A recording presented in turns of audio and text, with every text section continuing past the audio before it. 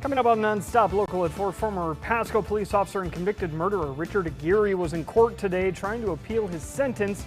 Our Ainsley Anderson will have those details. And travelers without real IDs could have an easier time traveling this holiday season. The new identity confirmation process, TSA says, would be an alternative as they continue to push for everyone to get their real ID. And we are in a weather alert as snow falls in our region and temperatures drop below freezing. Meteorologist Justin Spinney has everything we need to know about this coming up next. Corey Howard and Leslie Lowe, bringing you the content that connects our community. You're watching NonStop Local News at 4. This is a NonStop Local weather alert.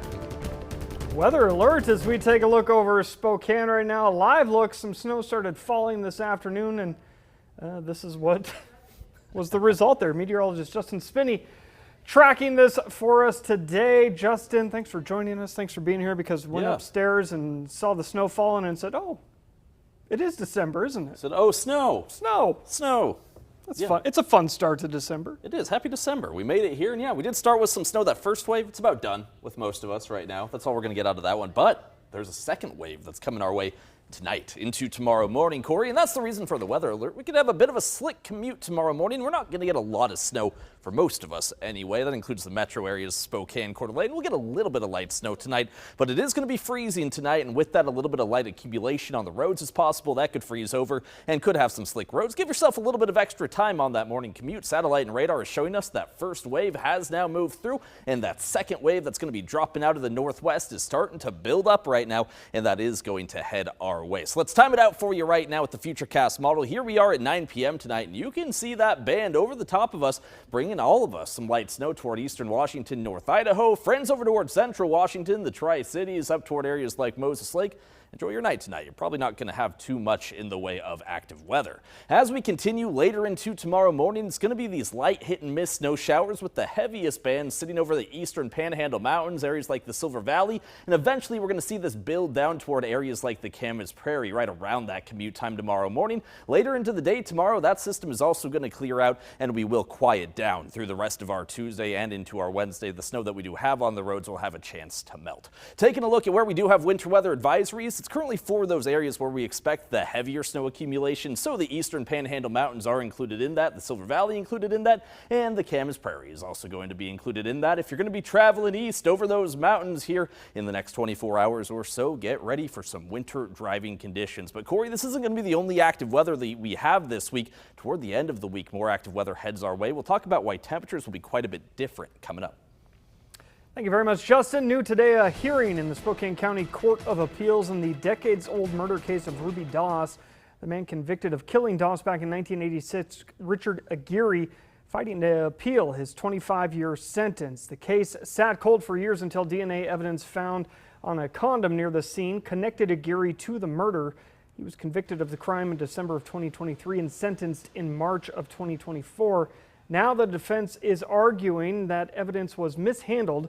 Aguirre's attorney saying during today's hearing the misplacement of the condom never gave the defense a fair shot at fighting the case. The hearing lasted about an hour. NonStop Local's Ainsley Anderson spoke with Aguirre's sister and the defense investigators after it concluded. We're doing good. Yeah. Today was a good day. The Aguirre family is feeling optimistic as Richard Aguirre's sentence is now under review by the Washington Court of Appeals. All the DNA at the crime scene on the victim, all excluded Mr. Aguirre, except for this one little trace amount found in a paper bag that once held the missing condom. During Monday's hearing, Aguirre's attorney argued that while the condom recovered as evidence did contain Aguirre's DNA, the condom did not contain the DNA of Ruby Doss. However, Doss's DNA was found on the inside of the evidence bag. The trial attorney, Ms. Lindholt, did point out the fact that it was strange that the condom returned only Mr. Aguirre's DNA, but the swab of the inside of the brown paper bag returned a mixture of both, consistent with both. The discussion highlighted the difference in when the evidence was collected in 1989 versus 2015, a time when DNA testing became much more sophisticated. By 2015, the condom itself couldn't be retested. Just the solution used for the initial testing remained. Because by then they would have had the more sophisticated testing, and still there was no female DNA in the aqueous solution.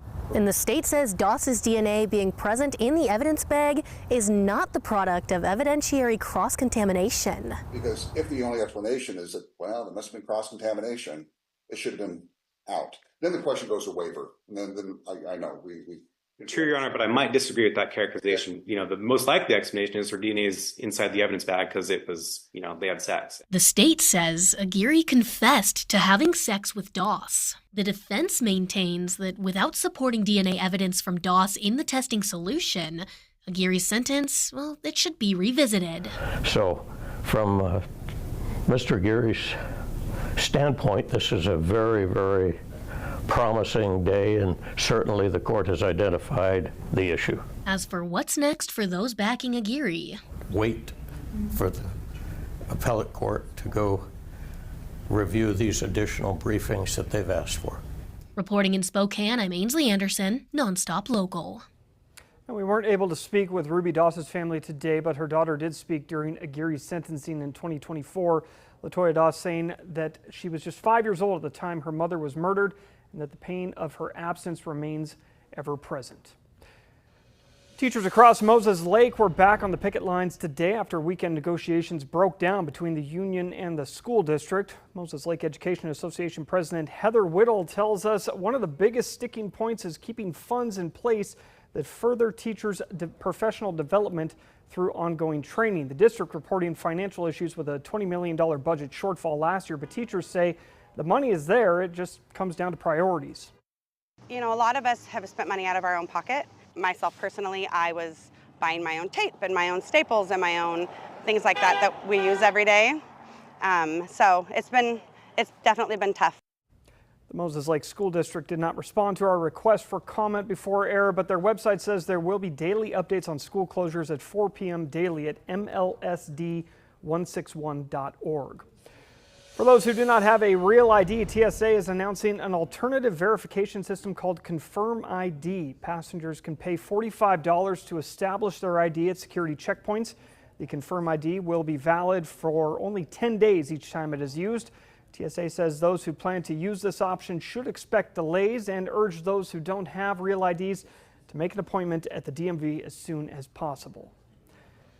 Talking your money now on Cyber Monday. While online shopping can be convenient, concern is growing among consumers about package thieves. Jen Sullivan has tips on how to protect your items when they arrive at your door. It's the season of giving, but for wannabe thieves, December is the season of opportunity as packages pile up outside people's doors.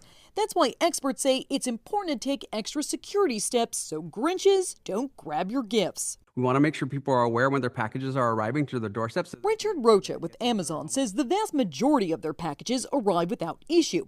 But to help raise awareness about package safety, Amazon is partnering with the National Sheriff's Association this year. Last year, at least 58 million packages were stolen, and roughly 25% of Americans have been a victim. It's a crime that causes billions of dollars in financial losses a year, and these types of crimes tend to go up during the holidays. So what can you do to protect your packages? If you're not going to be home, FedEx and UPS allow you to deliver your packages to a different address. Out of town, the U.S. Postal Service will hold your mail for up to 30 days. Amazon allows users to use lockers for up to 3 days. We have more than 25,000 locations across the U.S. where people can choose to have their packages sent, including a Whole Foods or one of our hub lockers that are available. You can also leave instructions with your Amazon delivery driver, like request to have packages delivered behind your home. So what should you do if your packages are stolen? Rocha says call Amazon customer service. And security experts say most retailers will send you a new item, but they are getting stricter. You should also file a police report. And while security cameras can help catch the thieves in the act, law enforcement recommends not engaging with the thief. For Consumer Watch, I'm Jen Sullivan. We do want to update you in real time right now. Moses Lake School District just announcing that school for tomorrow will be canceled again. They are negotiating the teachers out on the picket line, so there will be no school for the Moses Lake School District tomorrow. Also now, out of Yakima, nonprofit Triumph Treatment Services announcing a 5-year, $6 million reward from the county commissioners. This is to start their own medical detox program. There are currently no active medical detox programs within 100 miles of the Yakima County area, according to Chief Medical Officer Dr. Jamie Simmons, who also says this program would ease the burden on emergency departments where patients are unable to receive proper care. Medical Detox provides 24-hour medical supervision with RN staff, physician staff, and medications to ease the symptoms of withdrawal. Active management, not just witnessing their withdrawal symptoms, but active management. Triumph saying they are currently looking for a facility for the program, which is expected to serve more than 900 individuals in its first year.